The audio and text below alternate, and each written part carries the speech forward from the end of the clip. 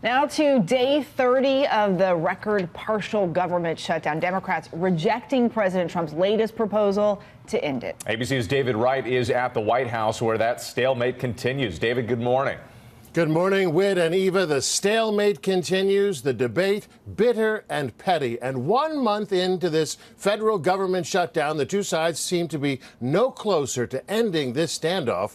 But now the White House is trying to set a different tone.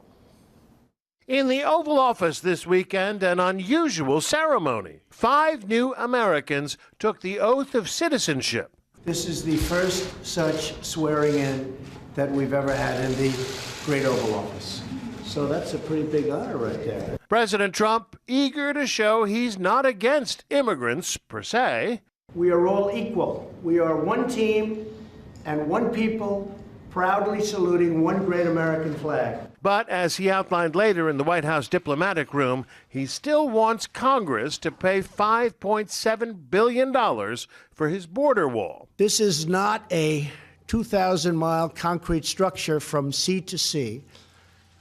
These are steel barriers in high-priority locations. In exchange for that, Trump now says he's prepared to extend temporary legal protections for the so-called Dreamers. Young people brought to this country illegally as minors would have 3 more years without worry. It's a program the president once railed against and tried to terminate altogether. This extension will give them access to work permits, Social Security numbers, and protection from deportation, most importantly. But the Democrats say that's a non-starter, telling the president the only path forward is to reopen the government. House Speaker Nancy Pelosi said in a statement, his proposal is a compilation of several previously rejected initiatives, each of which is unacceptable and, in total, do not represent a good faith effort to restore certainty to people's lives. Democrats are reportedly working on a plan of their own, offering no money for the president's border wall, but $1 billion for border security, half of which could be used on infrastructure. Bottom line, the Democrats refuse to pay for the wall, and the president refuses to accept anything short of paying for the wall. So moving forward, we're not moving forward. In fact, it's not even clear that the Republican leader, Senator Mitch McConnell, has enough votes to bring the president's new proposal up for a vote. Dan? Not many signs of progress here. David, thank you. That's David Wright reporting from the White House this morning. Let's bring in ABC's Martha Raddatz, who's also in Washington, where she will be co-hosting This Week later this morning. Martha, good morning. So I guess I'm curious, do the Democrats run the risk of being politically outmaneuvered here by the president? Trump is using the power of his office to address the nation on Saturday and to offer what at least appears to be a compromise. You give me money for the wall, I'll give you temporary protections for the Dreamers. And yet Nancy Pelosi comes out and calls this thing a non-starter even before the president speaks. Well, sure, the Democrats are putting forward a picture that they're not going to negotiate over this wall at all. They don't want the wall, and they won't accept anything but that. There's got to be some wiggle room in there somewhere. And as you said, Dan, President Trump really can use that office to present himself as kinder and gentler, which he did yesterday with that naturalization ceremony.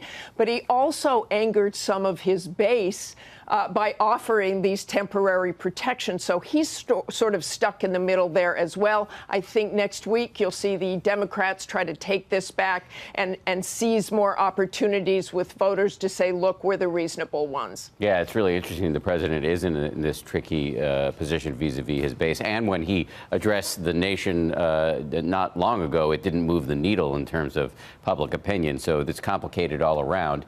Speaking of the border, you this week spent a lot of time on both sides of the southern border, on the U.S. side, the Mexico side. The president has been calling the situation along the border a crisis. That's his word. Is that what people you spoke to believe? Do they think this is a crisis? Well, if you talk to the migrants or those who are supporting them or those who are sheltering them, they say the crisis is for the migrants because they need more help, because they need more support.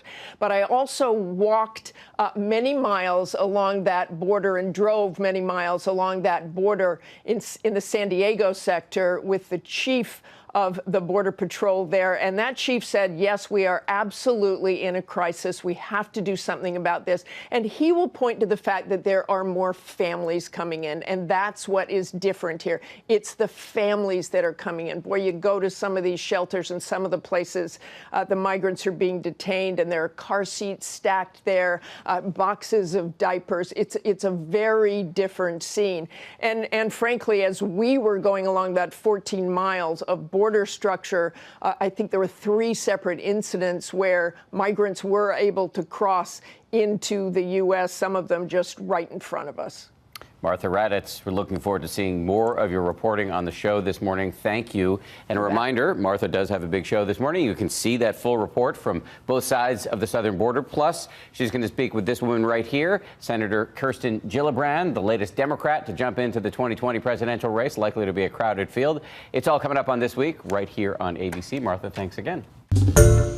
Hi, everyone. George Stephanopoulos here. Thanks for checking out the ABC News YouTube channel. If you'd like to get more videos, show highlights, and watch live event coverage, click on the right over here to subscribe to our channel. And don't forget to download the ABC News app for breaking news alerts. Thanks for watching.